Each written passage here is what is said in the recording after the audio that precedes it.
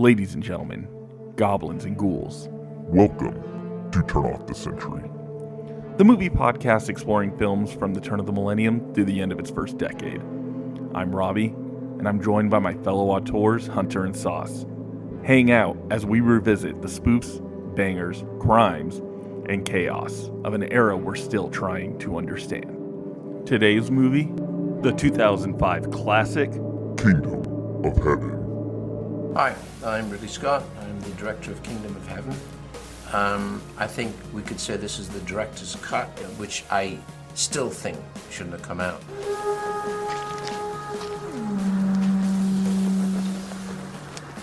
You may go into Karak, but you will die there. Tell my lord Salahuddin that Jerusalem has come. Pick it up. Let's see what you're made of. His hand is hurt, my lord. I once fought 2 days with an arrow through my testicle. I am outside God's grace. I have not heard that. At any rate, it seems I have lost my religion. I put no stock in religion. Some people might argue as being too long or take too long to get there, but I think you should see what it is and you judge for yourself. Hope you enjoy it.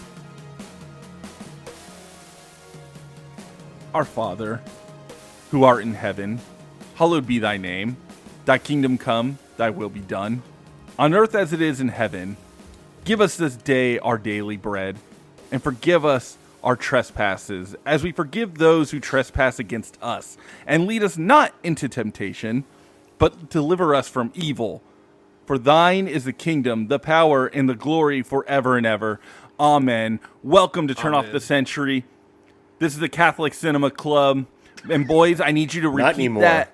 No, I need you to repeat that 150 times daily. Okay, that's the only way you guys are seeing heaven. Yeah, you know what? This is we're switching up. We are a pro-Islam podcast now after this movie. Man, when they shit the bed, do they shit the bed? No, see, this is all part of the Catholic dogma.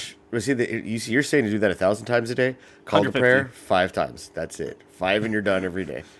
But see, this is part of the Catholic dogma. Life is suffering, and we have to suffer to reach the glory that is heaven. And that's what this movie has taught us. I wish I could have watched Dogma twice instead of this movie.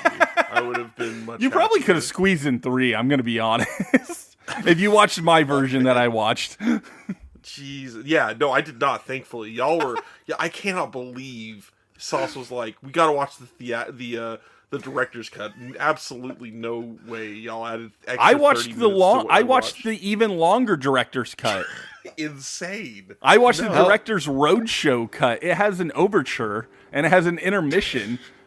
Which again, I'm gonna say the intermission rocked. The intermission rocked because I really had to shit. It's just cartoons. And so it was quiet and the score was just playing, and I just went and took a shit while the score was playing, and it gave me like a nice score to shit with, and it was actually nice. What a good review. The best part of the movie was the intermission. I got to shit with a beautiful score. It was great. Honestly, the music was good, so like Yeah. So that's the problem, is there's so much interesting good stuff about the movie itself. Like, it's like we were saying it before it started, it's not the ugliest movie I've ever seen. It's not just a garbage fire. It's just nothing's happening most of the time. I just don't understand. And I should say legitimately don't understand how you could watch the director's cut of this movie. And I should say we watched the 2005, right? Correct. Yes. Yeah. 2005 classic by Ridley Scott, Kingdom of Heaven. This is going to be a weird episode because I feel like this. There's a lot to talk about with this movie, but there's also at the same time not a lot to talk about. I think we determined that we're not going to do the standard go through the plot because there isn't necessarily a normal plot here. It's just kind of everything all the time. I think Van Helsing is a better movie, so I think we've got a new worst piece of shit we've ever seen. I will give dumpster Van fire. Helsing more credit just based off of pure brevity, because yeah, like the fact so that this was a. Go ahead. No, I was just gonna say that our opinion isn't necessarily held outside of critics, because critics, yes, they didn't do like they didn't like this one that much. It's like 39% or whatever on critics sites, but I found just from like because I rented it online, a lot of people like commenting. I think I rented on YouTube, so like see the YouTube comments. It's like a coworker movie, which I was unaware of. It's like people really like this movie and also work in the office next to you. I feel like that's just where they're at, and I was unaware of that. I had no idea. No, so. Do you guys have a history with this movie at all? Yeah, I was gonna try to segue there next. I do. My first girlfriend, her family they're pretty devout Christians, and I remember they didn't have cable, but they did rent and purchase movies, like, which I kind of respected. I was like, that's kind of cool. Like, you don't need to watch TV, but like just move. It was a movie house, and I was always there.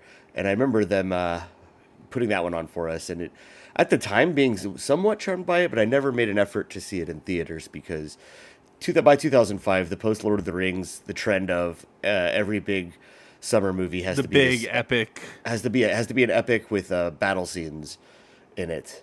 It was wearing thin at that point.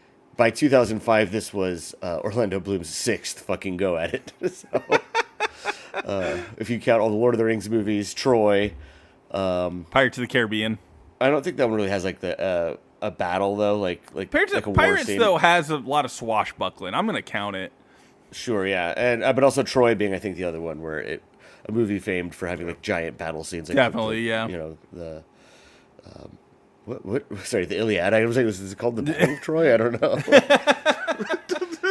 I don't know if I have to hand over my man card for that one. No, it's fine. The Battle of Troy is way cooler. I've revoked many a man card for people telling me for men telling me they haven't read the Odyssey. Which is funny because that's a book you're like required to read in middle school. Yeah, I think I did it by third grade just to get a jump on it, just to make sure. So, but that's where you watched it with your girlfriend's house. Yeah, and I remember being somewhat charmed by it. I think mainly to do with the Edward Norton playing the Leper King in this Baldwin. Baldwin. And but then I remember being like, it just felt like something was missing. And then seeing online, or I think I had a friend tell me like, oh, there's a director's cut. It fixes everything, so it makes it such a better movie. And I remember being like, I was just texting Robbie that I was at a Best Buy. I remember like holding a copy of the director's cut like with the other movies I was getting, and I was like, well, I can't afford all these. I should put one back. And I just remember something like came through the ether to tell me like, put Kingdom of Heaven down. You don't actually want it. It's like, okay. So, God was speaking to you. Yes. It told you no. It's all right, man. No, because I also I don't know. This movie was always a weird blind spot to me because on paper I should absolutely love this fucking movie. It's Ridley Scott doing Crusader like knights and shit. Like this sounds awesome. And I remember when it came out, I think I'm with you, Sauce, where like there was this fatigue of big adventure, historical, epic dramas or whatever. I think by the time they did that like King Arthur with Keira Knightley, like that's what I was, it's we'd already been through, and even before that, like Troy was like fun but long and also not great. And it wasn't that great, yeah. We just been inundated every summer. Instead of getting a Lord of the Rings movie, we essentially got a new here's your epic history thing that a Lord of the Rings like licensing fee. Yeah, basically what it is look how jacked this actor got for it, and that's that was the big thing. It was Marvel before Marvel. So it's like I don't think I went and saw this in theaters, and I think eventually I ended up watching it once when it was on, I don't know, fucking FX or something, and like I just never really thought that much about it. And then it's funny as this weird nostalgia has kind of grown about it throughout the years, where people are like, that was pretty good. Remember, that movie was actually all right. And even so, I think really recently... They're full of shit. I think they put out... I think really recently they put out a Steelbook 4K of it, and it's like the King Baldwin mask and all. It's like a special edition. So, like, there's still an audience for this shit. I think it's been reappraised as a Return with a V guy cinema, which is very funny because as I was telling Hunter, I'm like, this is the most like 2005 like liberal movie. This is some of the most guilty both sidesism, but also I think I almost feel like the only bold thing this movie does is that the Muslims and the way they're depicted in this movie are not only like 100% correct, but actually like less barbaric than all of Like noble. all of It's like Christendom, noble including savages. just like which includes England and France in their entirety. Like they're way more like adept and like, But that's the funny part. They still couldn't make the Muslim guys like the hero at all, so Right. they had to like, oh well, there's Orlando a subversion Bloom, at the he's very good end. guy. Yeah. There's a subversion at the very end where they win, and it's actually the best thing that could happen. The Christians are the noble savages in this movie, which is Yeah, really yeah. funny to me. And again, yes, these foolish Christians that don't like ice. and again, They're it's a fun idea, and it's like something that I feel like should have been something. And I think it's because this Ridley Scott. I was telling Sauce earlier, I've always liked Ridley Scott because I've always felt like there's a certain level of like anger and hang-ups in his movies that I don't feel like exists in this one. I feel like he's too happy making this movie, and I feel like that made it a weaker movie. Yeah, he didn't actually have disdain for his audience. The movie does, though, have disdain for its audience. But I don't There's think a picture on the Scott Wikipedia does. of Ridley Scott in 2005, and it's just him sitting on a hotel bed hugging a pillow, Slumped over, passed out. like slumped over, passed out.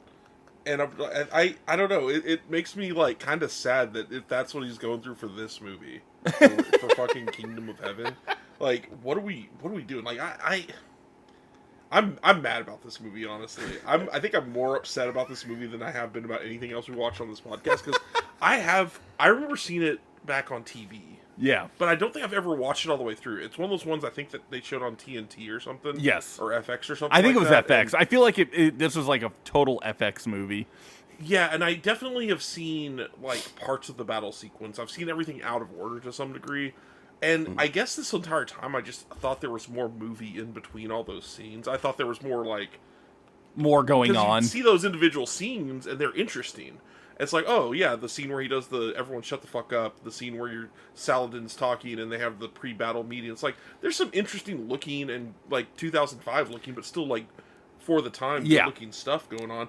So I'm just expecting so much more, and then got none of it. Just absolute none of it. No, I got just about nothing out of this movie in a 3 hour 9 minute runtime. So of the I director's like I cannot said, fucking my believe you watched 3 hours and 9 minutes of this movie. so Hunter, I'm sorry, I did 3 hours and 15 minutes. All right. Shut up, man. Those extra 6 minutes, you might as well have pulled a gun out. What are you doing? I was sharpening my blade. And it's funny because I don't really know how different the Roadshow, because the version I think it watched is just called adds the that Roadshow intermission. Director's Cut. I think it adds the overture and the intermission, and I want to say he added a couple more like death scenes in it, and I think that kind of padded out the runtime a little bit. There were a lot of scenes of just like sword swinging and then like blood splattering, which I did appreciate that. Yeah, I think once they realized like, well, you don't have to rate, like send it to the ratings board for a director's cut. They're like, Yeah, then we can just leave keep it all throwing gore a they bunch of that. Yeah. would have. And here's the thing, like, so I watched the theatrical cut, which is about 2 hours and 30 minutes, something like 35 minutes. And I never really felt less, like I needed more action. Like the actual fight scenes were cool. Like the fights were interesting. The big set piece battles were interesting and they looked good. That wasn't my problem with the movie. That's the funny thing to me is it's like, oh, we can extend all these cool parts. It's like, yeah, you can. You already have that stuff. Why don't you put the movie in for the director's cut? Because the complaint he had about the collector's or the theatrical cut was like, oh, you trimmed here and here and you trimmed so much out of so many scenes. And I'm like, and yet it's still somehow too long at 2 hours and 35 minutes. So the big thing they added too from the theatrical cut, because on the Blu-ray that I watched, it opens up with Ridley Scott telling you like what they added to like put the movie back together, so to speak. And they restored a major tragic subplot surrounding Princess Sibylla's son, that fundamentally alters the motivation of key characters, and then Balion's journey. It says better explains Balion's motivations, his engineering skills, and his relationship with the local populations. Which I want to be that clear. I actually noticed, and believe it or not, I think is some of the better stuff. Where I'm like, okay, we're just sitting in this then for a minute, you know. But I will say they didn't add that much to it because, like, I don't feel like I know his character any better. I don't think being honest. I'll tell you what character, man. They had 3.5 hours. You're absolutely right. And I like he is the most Yeah. Gary Stu character I've seen in a long time. Like, well, everything is just handed to him because of because birthright, even though he's a because. bastard, and that like actually wouldn't be the case. Like, you know, he's knighted instantly, he becomes landed gentry immediately, provided he returned to Jerusalem, and everyone, like the king, is instantly like smitten by him. Even though he's a blacksmith, he's also an engineering genius and also like a tactician. Yeah. And even though Liam Neeson trains him to fight for exactly cool, one day, he's also very hot. He also changes ethnicity by the last hour of the movie. Yeah, he does get a lot. He darker. knows like every language already. He they natively, as a blacksmith in a small town, knows all these languages. It's insane, man. Like, I don't know. Well, he's just good at everything. Everyone likes him right away. He has no drama. The only drama he has is with him and Sibyllin, played by Eva Green. Yes. Is that like she likes him too much and he's still like too butthurt about his dead wife. Not enough to not fuck her, but that he decides that it might be bad to keep doing that. And that's what I find interesting, because the beginning of the movie, I think the first like 20-30 minutes I think is all right, and I think is a good setup for like what we're about to see. I think all the stuff with him and Liam Neeson is actually really kind of cool, and I wanted the whole movie to just be like him and Liam Neeson going on adventures. And then they kill him, and you go, "Oh, all right." Like, so now where does this go? Yeah, exactly. And then now he has no character, and he has no one to kind of like learn from. So it is just kind of a guy wandering around, and it's just it's literally what Saw says, because like you go in that beginning scene and it does move at a pretty good clip. Yeah, you know? Yeah. It's still just like, wow, your long lost dad who's rich and has land and is like a baron has found you. That's crazy. But like, you can get over that. You can get over that. That's a very standard movie plot thing. As soon as Liam Neeson dies, he's like, okay, well now you gotta go on these boats and go to Jerusalem, and then the boats crash, and the only guy that survives is him and his magic horse. It's like, okay, come on, let's hold on here. Wait a second. Yeah, that's some of the most like jarring editing ever. Like, okay, it's storming out on their voyage. It was insane. And then he just wakes up like in the post of like this disastrous crash, and he's the only one who lives, and he just finds a horse. So I was gonna ask you guys if that was better in the director's cut, but that sounds exactly the same. It's exactly the same. Yeah, no, it's exactly the same. So because you saw the horse's his like hoof is stuck in the net, and then he lets him go, and the horse runs off, and then that's when the two Muslim guys come up, they meet up. Hey, give me your horse. Oasis. Let me see it. I ain't gonna took it. You know. Let me just hold your horse for a second. Let me just see your horse for real quick. Well, no, I would say one of my favorite parts of this movie is I love when a character speaks Latin and then immediately looks at the camera and goes, "Oh, that means this." Yeah, I also love that he's literate. Like, you know. Yeah, that's what I was saying. Like, the black he knows pre-Martin Lutheran and in a different country is literate in several languages. You know, they are always teaching the blacksmiths how to read. Like, that's a very famously well-read profession. The first line he's like, "How do you get to the Crusades?" Well, go when they're speaking Italian and then keep going. I'm like, does he even know what fucking Italian? Does he know what Italy is? What is Italy? Like, where are you talking about, brother? This dude just. But I think we're gonna jump around a little bit on the plot, because the plot does tend to meander a little bit. I'll just say, like, early scene that I like too is we were introduced to Balian, played by Orlando Bloom, who's our Gary Stu for the movie, and his he's grieving his dead wife, who was I believe miscarried and then committed suicide. She committed suicide, and then they're going to cut her head off. Yeah, they cut her head off and then buried her who knows where. Because I was confused at the beginning when I was like, why are they cutting her head off? Like, I didn't really know, so I looked it up, and it's like, oh, okay, it's to like as a punishment for betraying God. Essentially, it's like you're gonna go to hell, and your head's gonna be cut off in hell, and everyone's gonna be like, oh shit. Yeah. It's gonna be so embarrassing when you're in hell. They're like, oh, they don't even. Oh, you committed suicide? Oh, I just cheated on my wife a bunch. Yeah. I think there's a scene every once in a while that's so cool that I think it carries you on a first viewing. Definitely. And it is this with, I believe it's his brother who's a priest of some The guard? sort. No, it's his, I think it's his brother. Or it's his, like... yeah, see, again, the characterization was weird because I didn't really know who because he's the guy, he pushes him in the fire, right? Wait, like, he's his brother? He's something like that. He's some kind of, Yeah. he's also Oh, like some interesting, kind okay. of pastor or whatever. Yeah, he's like some kind of priest or something. With But then when the guys come to try and find him, they say that he's wanted for killing a guard. Oh, maybe, who knows? Oh, Either okay. way. Yeah, See, so this that's was- why I'm confused on this. But the way he kills him is what I'm saying is what actually It does probably rock, got yeah. me through Oh, my according to the first plot, scene. it's his half brother. Yeah, And again, He's a town priest. he realizes that his wife's necklace was stolen by him, and it is a cross. And he pulls a flaming sword out of the kiln and shoves it through his chest. It was pulls awesome. the Which is pulls the sick. cross out, and then pushes him further into the kiln and watches him burn to death. And the cross is burned into his hand, which I think is like symbolism. That's not symbolic though. That's just that's just him. No, that's It's just just what a- happened. It's he's so peaceful, he's so Christian that he keeps turning the other cheek, except for the one time he doesn't. Well, so I like all this stuff too because I like him going and hey, here's Liam Neeson, and now Liam Neeson's like, even though he's fucked up and he did something bad, he's gonna take him under his wing and be like, hey, look, I'll teach you how to be, a knight or whatever. And I think that's a fun like setup. And it's like, okay, we are getting a story of redemption of some sort, and I think that works in this movie. Yeah. And you think, this is where the movie's going to go. It's going to be Liam Neeson kind of teaching him his ways, and they're probably getting some battles. And then when at some point they go, Liam Neeson's dead.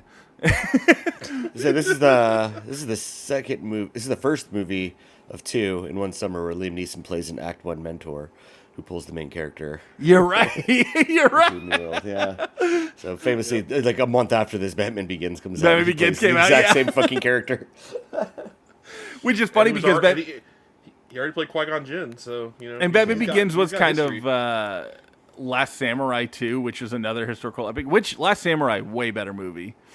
Oh my Yeah. god, Last it's Samurai miles kicks better. ass. Which is Personal crazy. favorite. Like the cast of this movie It's incredible. Is wildly talented. Pre Game of Thrones, Nikolai Coster-Waldau in the beginning too. That kind of threw me off. I didn't realize he was so Right. young. Yeah. No, this Jeremy whole Irons does a great job. Like individually, there's a lot of like good acting. David Thewlis still doing a Mancunian accent. I mean, so again, talking about this movie, this movie is very interesting because it's 2005. We are deep into Bush's America at this point. 9/11 has Yeah, happened. re-election. We are at the Afghanistan war, or is it Iraq war? It's Iraq war now. Yeah. Yeah, and Yeah, so we've moved into Iraq war at this point. yeah, so we are at like peak we hate Muslim territory, and Oh, yeah. and so this movie is very funny because I do think it comes off as very like centrist lib old guy where there was a time where if you ask a certain type of centrist lib like, hey man, what's your feelings on the war going on? I think they're both crazy. That was like, you didn't really want to upset either side, so you're just kind of like, Christians, Muslims, just get along already, And that's what I feel like this whole movie is, where it's just like, and again, it's admirable. I think it is admirable that a guy of his age at this time of year didn't go the obvious route and make the Muslims the bad guys, and but it does come off But as it's- like it this just- movie it has just- nothing to say. I think that's the problem too, because it has such little to say that you can't really put your weight behind anything throughout the movie. Like any of the sequences, any of the conversations, it's just a bunch of people talking around religion and just saying like, and essentially just saying nothing. Just like at the end of the movie when you have the battle and everything, and he's just like, "What's Jerusalem to you? Nothing, everything." Like, come on, man. We can't. It's the whole movie is just nothing, but it's everything. Like, what are we talking about? Well, so and then when he goes to the camp and the guys come to arrest him for killing the priest brother guard, The priest brother. The priest brother guard. Liam Neeson protects him a little bit, and then they're like, "Hey, how about just fight us, and then we'll be cool," kind of thing. Which there is a certain part of me where this movie does like really get to a primal state where it's like, I do wish I could just like hang out and have my dad tell me, "Hey, man, everything you did was fine, and I'll just teach you how to sword fight your problems away." And it's like, that does sound pretty cool. Your sins are absolved if you go to Jerusalem. Yeah, Jerusalem, if you just go Jerusalem. kill, if you, I hate how many times kill I've some heard Muslims, like you will go to heaven. Don't worry about that. I mean, yeah, he instantly like becomes like, so his dad gets killed, or Liam Neeson gets killed, and like knights him, which again, would not be considered legitimate. Not at all. Yeah. He gets, and then, I don't know, he just befriends everybody. He gets like, oh yeah, you're Baron, here's the king. He's Everyone loves smitten him by immediately.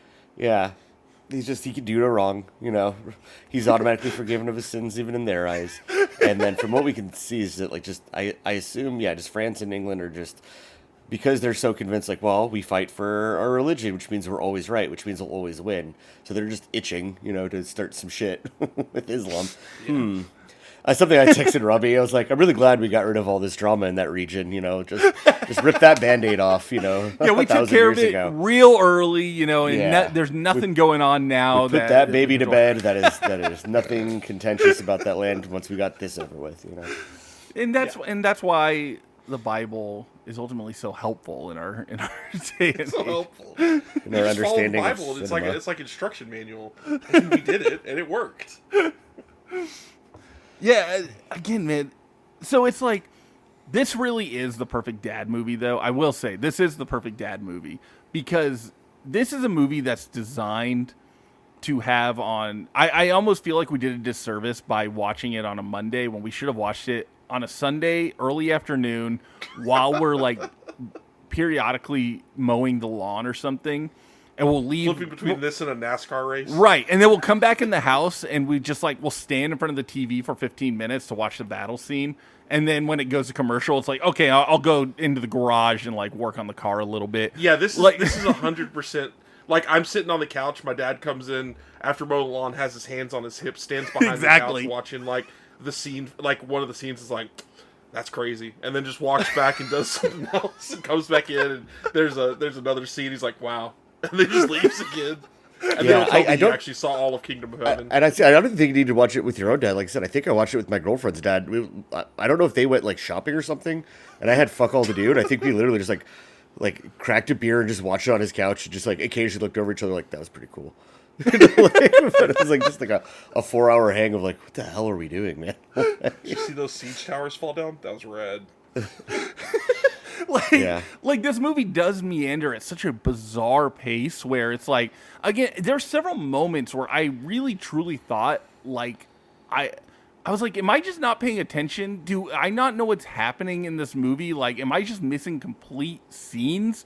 Because I don't know what's happening. And then you realize, oh, well, they've just done nothing for 45 minutes. They've been just walking around slowly, staring wistfully. Got the cinematic version of Mario Kart's rubber banding, where it just kind of it has a big moment, then it's slow, and then you're in last place, and then slings you back to the front really fast. Oh my god, I gotta catch up. I'll zone out I legitimately zoned out for 45 minutes, even in the non-director's cut, and I was just staring at the screen. And it took me 7.5 hours to watch this movie today. Yeah, a scene it wasn't like I was looking at my phone. A scene just happened, and it snapped me back to reality, and I was like, wait, what's happened to get me here? How did this happen? What's going on? I will say, though, this movie did have a lot of good, blacksmithing ASMR that I was really into. Lots of good sword clanking noises, pulling the sword into the fire, all that kind of stuff. I did enjoy that stuff. That is how you go to sleep every night. Essentially, yeah. Well, I do the Lord's Prayer 150 times, and then I just listen to blacksmithing noises and... peasant ASMR, please. Turn on the peasant ASMR. This movie did make me want to replay Kingdom Come 2 again. It made me want to avoid it. I'm like, I actually you don't avoid it because that game is incredible and it's the best game, and I want to do the blacksmithing side stuff again. Watching Robbie play Kingdom Come 2 is so much more entertaining than watching Kingdom of Heaven. I've done both, and one is definitely better than the other. And somehow has more plot. It's really crazy. Kingdom Come 2 has a lot of plot, actually. It's not even the Kingdom Come 2 plot. It's just me. Your little guy. You're explaining your middle-aged Dolly to me, and I'm like, yeah, that is cool. Oh, dude, when you get into Dolly dress up in that game, it's some good shit. I actually checked how many hours I had on that game, and it's like 250 or something like that. Holy shit. Yeah. That's almost as long as Kingdom Come's theatrical or director's cut. Yeah, no shit. Almost as long. Almost. I really just don't like this fucking movie. I'm just gonna. No, I know. It sucks, dude. It fucking sucks. It literally just. I'm like, I don't know. Like, I feel like you're watching a man experience Alzheimer's or dementia, and I'm like, man, thank you for Blade Runner, Legend, and Alien. But, like, fuck off, man. Well, so that's the funny part, because near the end of the movie, like, again, I don't know how much we're going to get into the plot, really, because the plot ultimately does not matter in this movie. Yeah, what is a bunch of, like, there's one good king, but he has leprosy. You know what I mean? And then, like, the English and the French are all, like, just rat-fucking each other until they start... Also, but wait, okay, what happened Saladin. to King Baldwin? He dies. Yeah, I know he dies, but, like... They do the whole story of him as the child, and the mom, is trying to kind of hide, and then he has the mask and he meets and he has those scenes, and then it's just kind of like they kind of just end his whole like arc. Like it's not really dramatic or any like. This is where the plot like actually starts, like an hour and a half into the movie, is that he dies, and then his nephew, who's like is going to become a boy king of Jerusalem. And then that kid, it's supposed to be, I think you're supposed to just infer that they exposed this boy to leprosy as well. So he's going to die even faster. Yeah, that's what I thought was happening. So I believe his mother, played by Eva Green, like poisons him because she saw what leprosy did to her brother, who she cared for very much. She pulled the mask off and his face is revealed. I think she didn't want that fate for her son, so she's like, it's better to poison him in his sleep. And then they give the crown to just the fucking evil Frenchman who like he's just got a hard on for killing innocent Muslim women until they start shit with them. And I did it right. War. Making a kid king really is a stupid system. Wait do you hear about democracy, Robbie? Yeah. That's our next podcast we're starting. Yeah. They're gonna explain democracy to me. Jesus. Yeah. No. I don't know, again, that's why. There you go. And then there you go. Like Saladin shows up, and after being the most patient guy in the world, is like, we do have to come and fuck you up, though. You know that, right? And they, you're treated to. You could say, I don't know. I really was still zoning out in the siege of Jerusalem, like being like, I don't care, man. Like, fuck these people. They deserve what's coming to them. And there's the scene where he knights everyone who's able to hold a sword. And like the clergyman is like is that all it takes to make someone a knight? And then it's this like a better scene. Fighter. He's like, being a knight doesn't make you a better fighter. And then Orlando Bloom's like, yes. Yeah, it does. And then everybody cheers. Yeah, and, I mean, like, it's shit like that the whole time. Like the fight, the set pieces during the scene are cool. Yeah, the big action towers, battle scenes the sieges are cool. Yeah, you guys were talking about the flaming trebuchets. They look awesome. They look really, really fucking cool. It looks good on the Blu-ray too, because the HDR was like kicking in and everything like that. So the flames were really bright, and I was like, oh, this looks really cool. Yeah, it looks great. It's essentially like in any other Alamo-esque scene where it's like the invaders are going to be way more numerous. You're gonna lose, but you defend yourself. It's a fun fight, but God, it's shit like that. The mass knighting scene, and they essentially do the wall breach towards the end of the fight, and it just kind of does this montage fight where you see it from above. It's just like a mass of humans, and it just kind of fades to where a lot of them are dead. But then suddenly, everyone that was important is actually alive. None of them died. And they just kind of like walk outside. Good hand fun of like there's the whole batch of like Templars, and you think that they're going to be like, oh, these are going to be the guys who have like a conspiracy angle. And like, no, not really. In fact, they're just the most reserved people. No, so that pissed me off as I was watching it, because I'm reading the book Foucault's Pendulum, which has a lot to do with the Templars and the Templars creating society and the conspiracy surrounding that.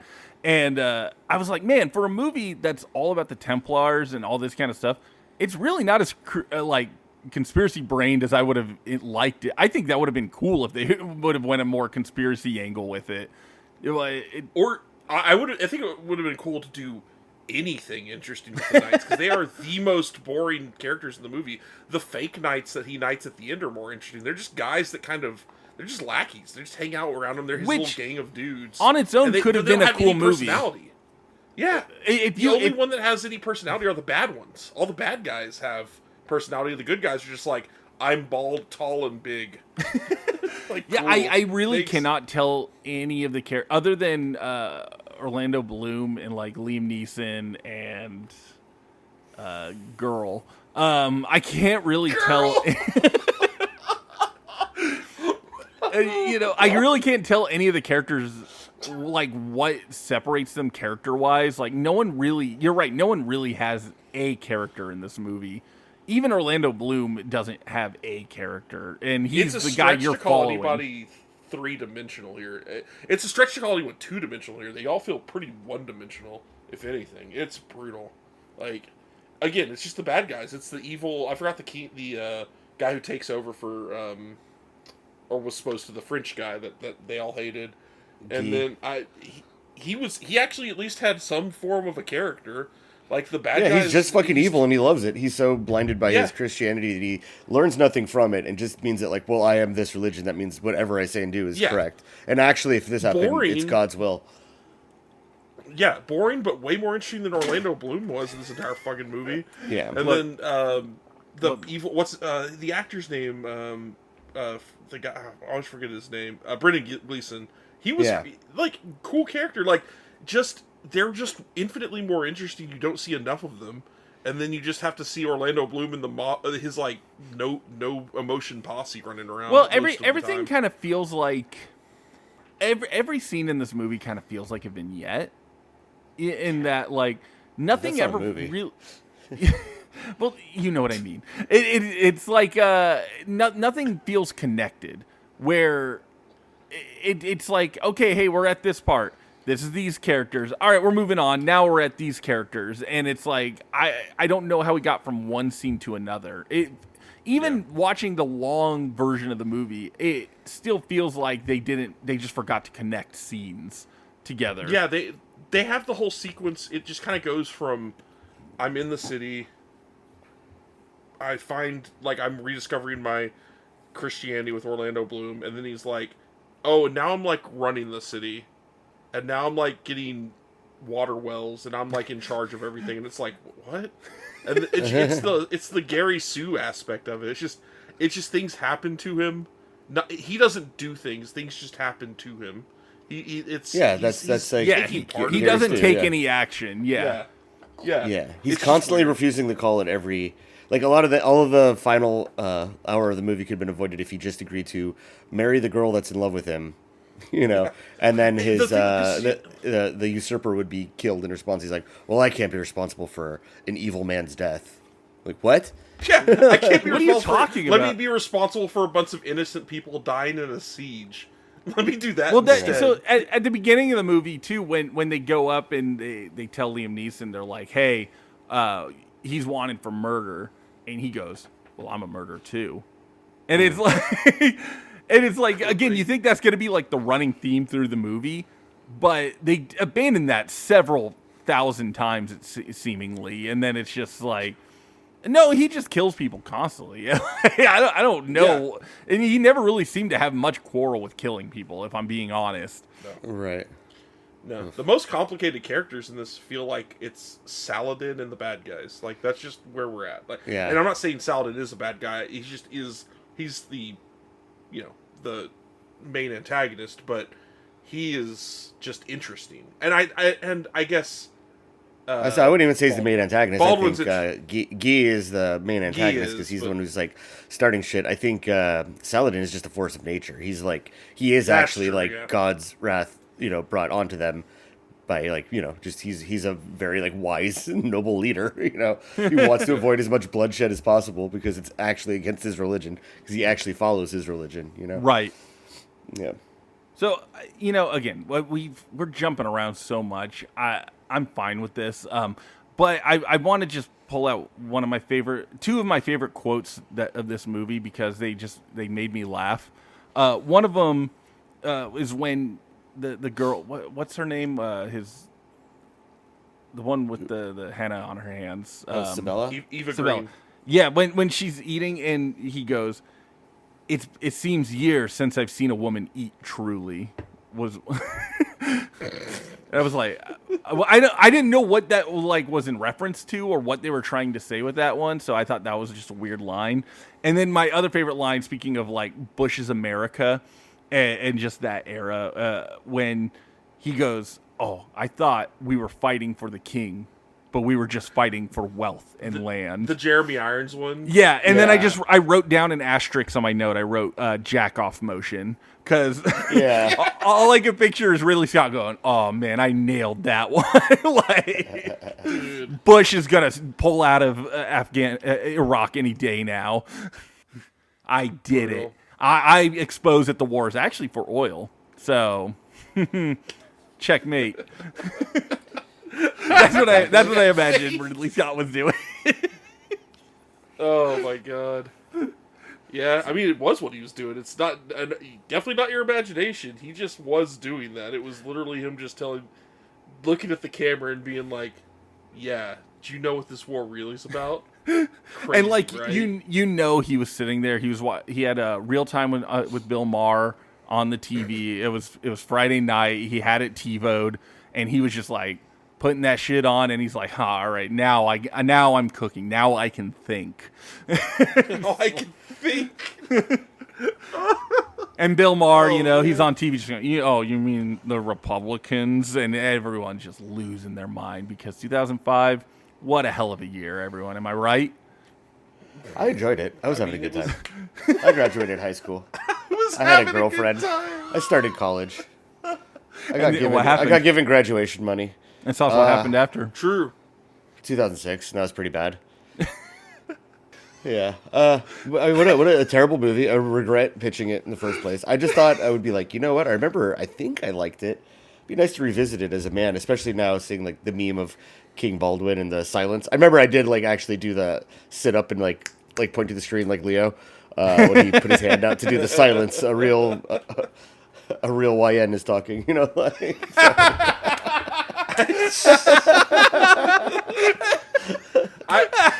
I was kind of surprised at how. That got me. That's a good one, man. Fuck, dude. Shit, man.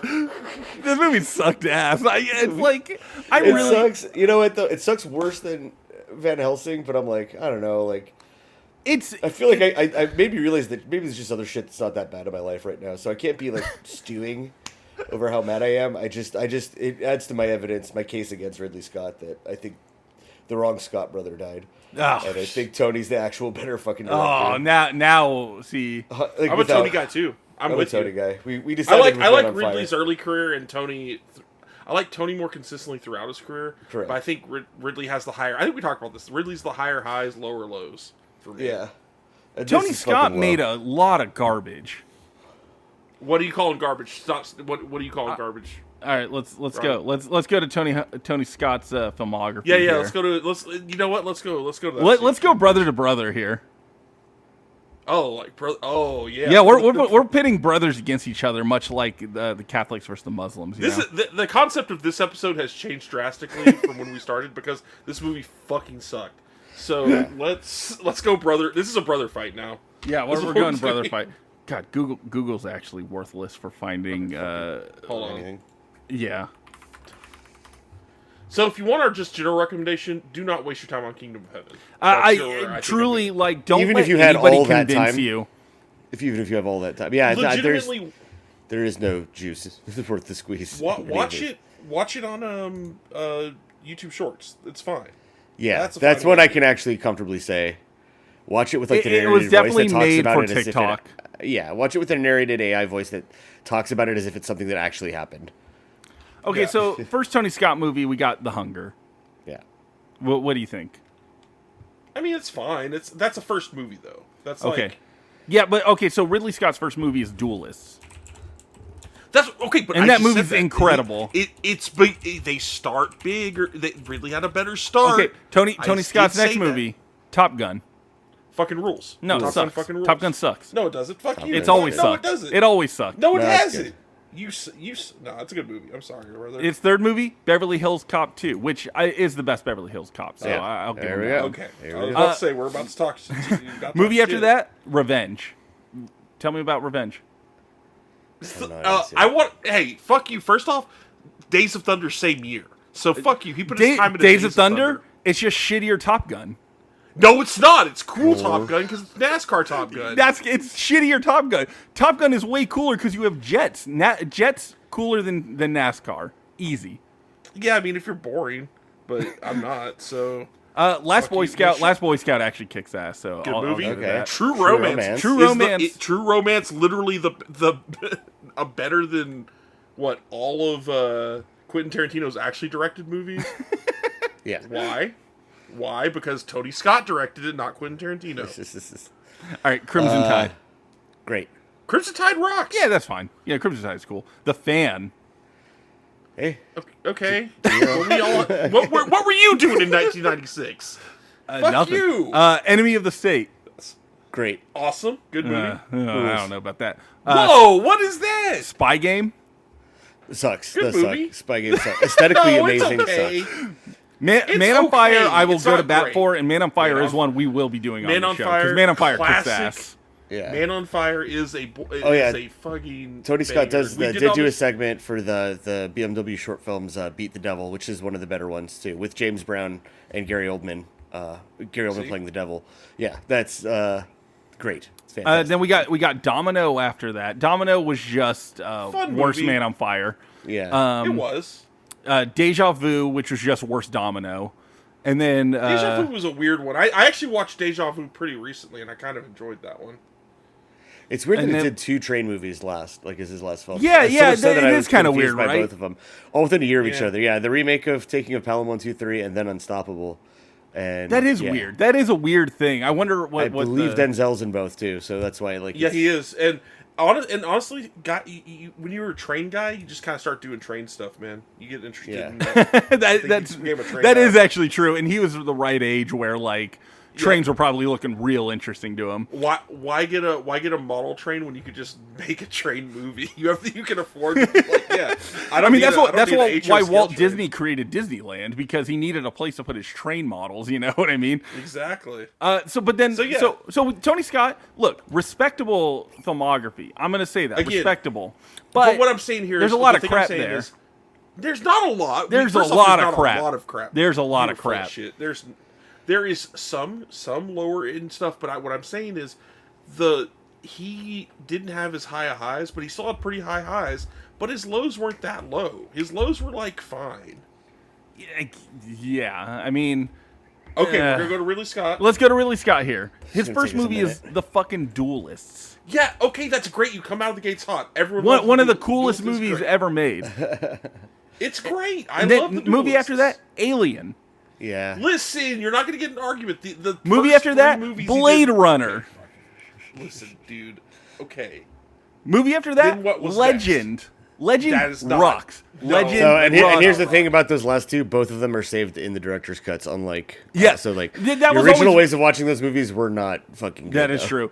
But also, regardless if the theatrical cut of Legend works or not, it still has one of the best scores by Tangerine Dream of all time. So True. Yes. so do that. Someone to watch do over think- me. I don't care about that movie. Black Rain is underrated, but it's not even underrated. It's rated exactly right. It's rated. I like It's it more rated than- where it needs to be. I think. Yeah, I like it more than I should.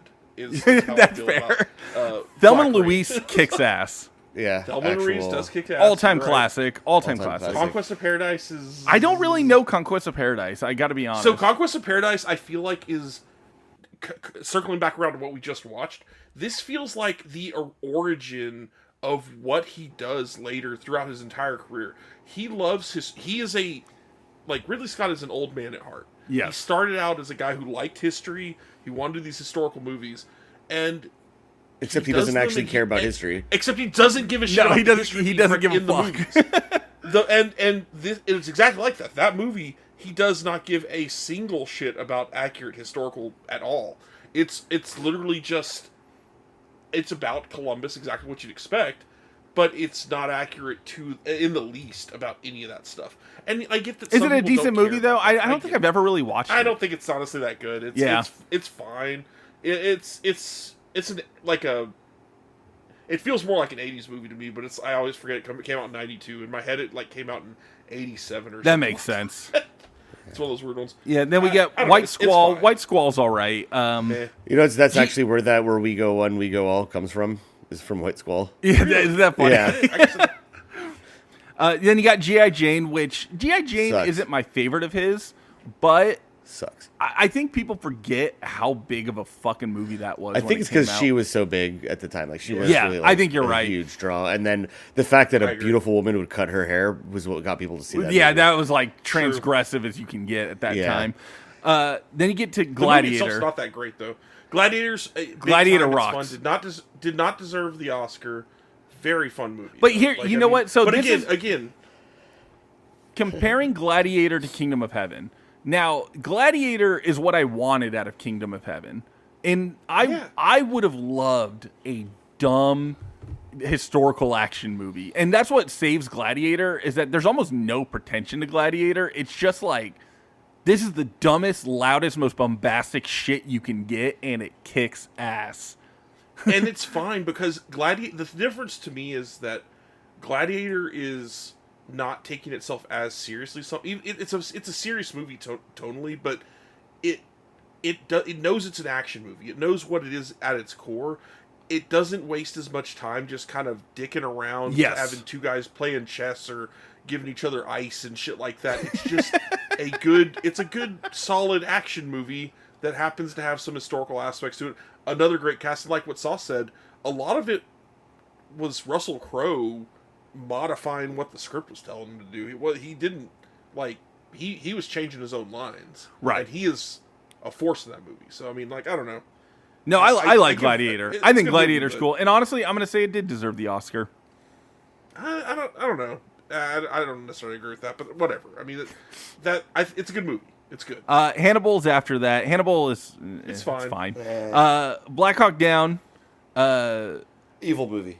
Evil movie. Ontologically evil actually, like, comes from a bad place. But see, and this is what I like about Ridley Scott, is that I think his best work is when he makes a movie filled with hate and malice. I think that's when he's at his best. I mean, but I don't think he's trying to say anything. I think it's just like, much like Bad Boys 2, I don't think he's attempting to be evil, but is one of the most evil movies I've ever seen. But again, like, I think there is a level of malice and hatred in that movie. That I'm saying I think literally the devil was there, like, influencing things, like Satan himself, the king of darkness. Like, it's Tim Curry from Legend. I think I think he was there watching the monitors with the headphones on and, like, going, good. And then we get to Matchstick Men. Matchstick Men, which you guys very underrated. I really wanted. We should have done this. We should have done this movie. We should have done Matchstick Men. You get underrated movie. Great Nicolas Cage performance of a man with OCD. Sam Rockwell wearing amazing shirts and being just a pure Sam Rockwell 2000s, like, just always a scumbag. A guy I've really modeled my life after, you know. Yeah, go ahead though. And then we get to Kingdom of Heaven. Kingdom of Heaven. Just spent an hour just saying trash. We actually really spent shit. only about 30 minutes saying. A good year, I don't know anything about. I don't think I've ever seen a good year. American Gangster rocks. You really think so? Yeah, I like American Gangster a lot. The scenes that you see on, like you said, like the TikTok shorts or whatever. Like the I like American Gangster. I liked it when it came out. It? I liked it in the theaters. I don't know. I thought it was a cool movie. Body of Lies is okay. Sucked. Robin Hood is not great. Not good. Not good. Prometheus rocks. I'll fight for Prometheus every day of the week. The next few, I feel like, maybe not Exodus, but the next two at least. This is Robbie's strata. 2013 and 2014 is Absolutely. like your Ridley Scott. This is your ideal form of a man. As I said, what works for me with Prometheus is that Ridley Scott said, "This is my movie. It says fuck America, but also fuck Alien. That shit sucked too. And I respect that Joke's on so me, I guess. much. Joke's on me. I respect any director who throws their own shit in the trash. I always will.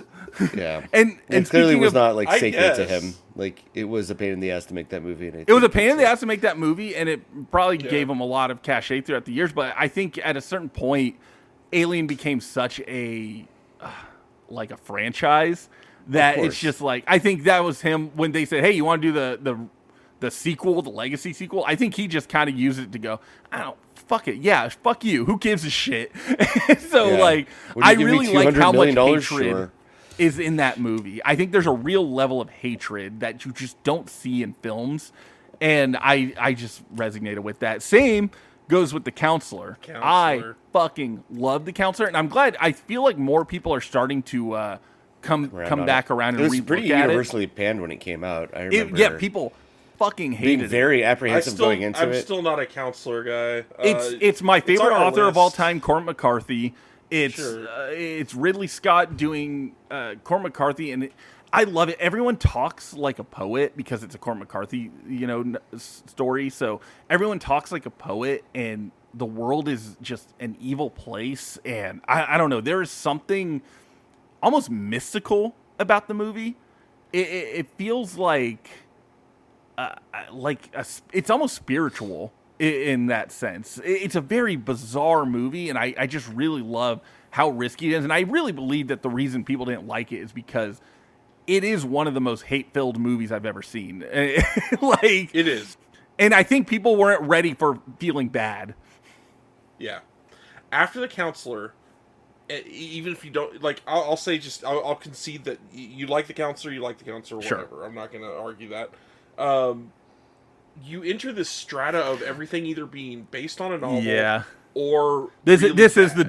the dark era of Ridley Scott. I'd say it's for the sure. Dark Ages. Like It is. A lot It of people absolutely like The is. Martian. I fuck The Martian. I know, And I Andy know, there's- Weir wrote that book, that piece of shit. It's such that like that hope We did core. this last week too. What? Yeah, we talked We had about this the same conversation thing. last week. Yeah, too. and fuck Andy Weir. that guy just pisses me off. And his books It's- make a lot of money. So Yeah, you know what? and That means they he's make good. their movies. That means he's good. That means he's good. Yeah. And If you he got makes a lot of Alien money, that means Covenant. he's good. All right. Alien the Covenant, which Alien none of you Covenant, guys seem to like. Covenant kind of sucks. See, where I think he used all his like ideas on Prometheus, and then Covenant came out, and he just went. I mean, it's the same thing. Yeah. Then all the money in the I world, don't. which I didn't see. I have no idea what that movie is. I've never even heard The of Last that. Duel's kind of underrated. Last I Duel don't think kicks it's ass. actually- Actually, enjoyed I it, actually yeah. really like the Last Duel. Same. Okay. Yeah, Fair House enough, fair enough. Last Duel. House Cool. of Gucci's awful. Did not House watch of House of Gucci's Gucci. Did not watch Napoleon. is bad. Gladiator 2 is bad. And this is Terrible. that one I was telling you guys about. I just saw the trailer for The Dog Stars is coming out. It's like it's based on another novel, I think just called The Dog Stars. It's like a sci-fi, post-apocalyptic, looks like Last of Us kind of thing coming out. Oh, okay. Does it look And I'm just interesting like- at all, or like? I like the cast, but I like all of Ridley Scott's Yeah, cast. Ridley Scott always It's has a got, good like, Josh- cast. It's got like Josh Brolin and stuff, Jacob Elordi, Guy Pearce shows up. Oh, that's cool. I was like, okay. Reliable. Margaret Qualley's like the main. Is it going to what's-her-face. actually be in theaters, or is it like streaming slop? I think it's a theatrical. I mean, I saw the trailer at ahead of what movie I just watched? I already forgot. Oh yeah, Disclosure. Disclosure Day. Fuck, I've already forgot the name of the goddamn movie. Wait. So Hunter, okay, you know what? We've moved on now. What's your little mini review Kingdom of of Heaven. Disclosure We Day? recommend it. You got to go watch Kingdom of Heaven. What's your mini review of Disclosure Day? I'm curious. Someone actually said this to me while we were after I talked to you guys about it. Yeah. They said it felt like ChatGPT wrote an alien movie, kind of, and I feel very similar to some degree. Say that again. ChatGPT wrote an alien movie. I don't know. It's a boomer alien movie where it just feels like most of the lead up, like it's a bunch of Spielberg action set pieces, which means it feels like most of the time people are doing dumb stuff. Like all the car chases, you start getting very mad at the people on screen because it's like, why are you running into trees and stuff? Right. You're just like, what's going on? Like, and I'm not one of those guys that's like, oh, it's a push my glass up. It's a plot hole if Right. this guy is acting weird. It's just like, no, these people they're actively acting dumb the whole movie. It does end with cool, like, Spielberg aliens. Like, I went in, I want a Spielberg alien movie with, like, his designs, his ship designs. Obviously, it's not just his stuff. He's obviously copying off of, like, existing things. But he has a distinct, like, I think, legitimate love for, like, the alien movie genre and aliens. Oh, I and, think like, he just likes aliens in general, yeah. Yeah, he really digs that stuff, and you could tell, because when he gets to that section, it's like, oh, this is cool. Like, I know we joked, I think it was Sauce joked about, it was like boomer fantasy, like, oh, a newscast will save the Oh, no, world. yeah, that was me saying, I heard someone describe it as Boomer Eddington, where, like, the newscasts will just explain everything and it will solve the world. It kind of is, but it's not. It's actually, I think that is the best scene in the movie. It is interesting and it's cool to watch, and it's well acted. It's interesting. I found that part of it cool. The rest of it was just so. It just takes so long to get there, and Sure. it doesn't move at too slow of a clip. Like, it doesn't drag. It's not Kingdom of Heaven. I'm not in there Okay. just looking at my watch. Like, let me I get out of like here, that but- Kingdom of Heaven is now your new barometer for, like... Dude, It's what I call legitimately- fuck off cinema, because it's really like I keep being like, fuck off, dude, like do something. Yeah. Yeah, So- just so little happened while we're... I mean, just to put it in perspective, Yeah. For our recording schedule for this podcast, we do generally watch the movie pretty close to when we try record, to. just to keep it fresh in our mind. Try to. But we also, with that last one we did, where we did kind of the beach episode, that gave us a little bit extra time to watch this movie, and somehow none of us had seen it until like an hour before we recorded, which is insane for us. We put it off to the last minute because we were I think just psychically we were dreading it. Again, I think And God we were was right. communicating We were with fucking us. right. I think Yeah. God was truly communicating with us and telling us, "Hey, man, like you don't have to watch this, It's fine if you don't. And you know what? Like, I don't know how much more juice we can honestly squeeze from this. Sure. Did you guys learn anything from Kingdom of Heaven? How much I hate Kingdom of Heaven. learned that- That's it. Yeah, I learned that Tony Scott is the better of the Ridley I'm brothers. still not going to agree on that, but And Robbie's just incorrect. I don't think Tony Robbie's Scott flat should out have wrong. died. I don't think any of Scott brothers should die. I think all life is precious. Oh, that's the correct That's very Catholic. noble. Yeah, this movie made me less Catholic, and that's not really helping our whole fucking thing on this. I know. Yeah, We might have to go to the Islam podcast now. We might have to be This the is the Islam world's Cinema most Club. foremost Islam podcast. Islamic movies only. There's no getting out of that one. Just so you know. Explain. We're- What's some great Islamic Explain. cinema we can watch? I mean, no, I think they correctly called it with like, hey, don't even draw pictures. So I think we kind of get by on like there aren't any depictions, That's true. You're Oh, not that's gonna true. get. You're not ever gonna see Muhammad in a movie. Correct. This yeah. is just it's actually what I'm announcing is the end of the podcast. The Kingdom of Heaven has joking. officially killed the podcast. Killed.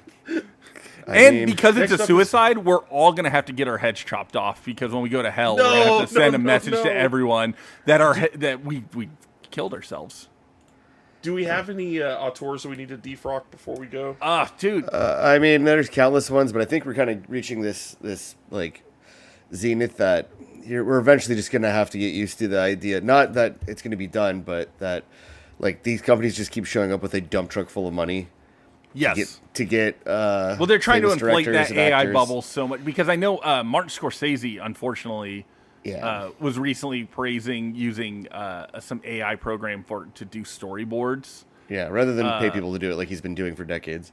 Yeah, and so it's just like, again, you're right. It's these companies. I think they're just really trying to inflate. All that read market. blurbs that are generated by that same AI, so they all have like a very similar sound. There's very clearly a luncheon where they got every actress and said it's actually important for feminism if we do this.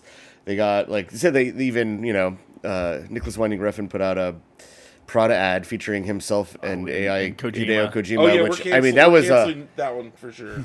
oh yeah Refn is over. yeah he's definitely because he like fully like committed to engaging in it, and he drug my boy under it. Which I mean, I knew I just like Yeah, just the sit, Kojima don't give thing. an opinion, and then the articles came out like saying like Kojima has no intention to use AI. He just did it because his friend His gave friend the asked okay him to because his do it. friend Yeah, asked he was him to being do a it, good yeah. friend. Yeah, and it's like okay, but still like man, that's some of these geezers really need to actually have some like younger people on their payroll that aren't yes men that just Yep. tell them like, hey, by the way, like that's a very bad look. In case you were curious. Yeah, in case you were Yeah. wondering, you probably shouldn't be praising AI at any point. Yeah. But that's a fucked up thing about Refn. Refn's not that old. No, he's No. not. I He's just really think again, not. I think they just gave him a dump truck full of money. Yeah. And he's never been like a studio guy, so it's always No, been, no. like- He's always kind of done his own thing, so it's why. But It's, here's the yeah. thing: we're Yeah. we're not going to sleep on this podcast. We're still going to put their heads under the chopping block. They're Absolutely. going in the guillotine yeah, if, along with everybody else. they have to do it, And, and- if Kojima does it again, it's over for him. I don't know. I don't know Uh, if Sauce could handle that one. No, He's well, gonna he have also to, I'm said sorry. he has no intention of using it in like Okay. that. Okay, that's fair. Now, okay, so before we wrap this all up, my movie suggestion. Oh yeah, we have to do that. I was thinking, I think we need to go far away from this kind of film. And I was thinking, I was watching the Red Letter Media video they did on Wet Hot American Summer. It started getting me thinking of David Wayne movies. And I kind of want to do an underrated comedy of role models Role models. You feel I like it's love a little role too models. close to to this year. no, not the year, but I mean we just did Observe and Report. Does that feel like a little too close to that? I don't think so because it's not it's really not a as dark comedy. mean-spirited. It's a kind of a lighthearted, fun comedy. That's why I was like, that's kind of a different thing. Okay, I mean I'm hearing it out. Hunter, do you have a suggestion? Not particularly. Just anything that's not historic. Like I can't do another Kingdom of Heaven, man. This fucking. It's gonna be a while before we could do another Kingdom of Heaven style movie. I feel like. I think if we did Troy, we would have. We were saying that the whole time. I think we were all watching the movie around like maybe an hour in between each other, but we were all texting during it, being like, "We should have just done Troy. What the fuck was I thinking?" Yeah, You know? now we can't do Troy ever again. No, what? Sorry, it just can't happen. But we can't fucking. I can't do it for a while. I Yeah. can't give myself over to Troy. after I this was one. so. If you wanted to go back to the comedy pool, like we'll put this to a vote. But I was gonna pitch 310 to Yuma. That's not a comedy. That's not a comedy. I know That's a you picked a Western. comedy. I picked a western, but I picked like a raucous good time western. Oh, okay. Sorry, do you not? So sorry, I wait, was saying like this- we have a comedy option, or we have a I get fun what you're saying. historical movie. It Okay, did- okay, It I did see. sound. It did. Sound sounded like, hey, you were speaking of trying to comedy. suggest a comedy. I was mean, very- Russell Crowe is genuinely fucking hilarious in that movie. So He's Sure. great. I'm gonna be honest with you, Robbie. This is gonna be very difficult. Okay. Because 310 to Yuma is one of my favorite westerns. Hey, So I mean, now look, I love a western. I need to be swayed. and I feel like I I'm- actually remember liking 310 to Yuma. It's great. This is one of those first ones. Have you guys seen Hell or High Water? Yes. Yeah. Hello. on Hard Water. 4K. I own it to Oh, show people. yeah, I own actually it to show people who haven't seen it.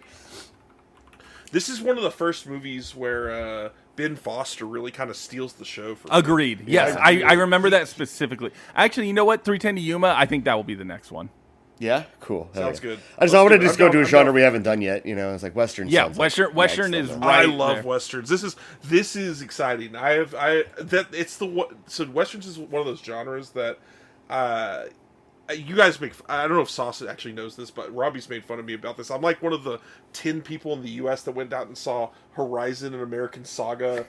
Volume I did too. 1 or whatever the I fuck. think that's how we Dude, became I- friends. Is that we That's both right. saw. We Yeah, I think that's talked when we about that. started Yeah, talking. yeah. We're like, wait, you saw it? I saw it. What'd you think? Yeah, dude, I love what I will go out of my way to see some of the most dog shit westerns. Just And 'cause there's I a lot love of dog shit westerns. There is a lot, and I've a seen lot. a lot of them.